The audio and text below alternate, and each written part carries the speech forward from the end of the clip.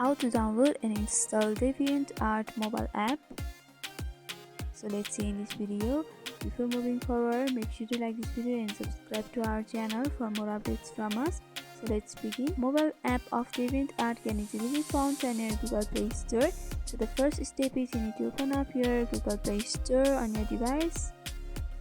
After that, in the search bar, you have to tap and search for Deviant Art. Soon after searching, you'll be able to see the search results, so you have to simply tap on install option. It will take a few minutes to install, that depends upon your internet connection. After installing the app, you need to create your account on Deviant Art, and by doing that, you'll be able to discover art galleries that you like. You can explore your favorite arts, and there are many features of Deviant Art. If you are interested in art and you do artworks, then you can also share your works over there, by which you'll reach out to professionals or other persons.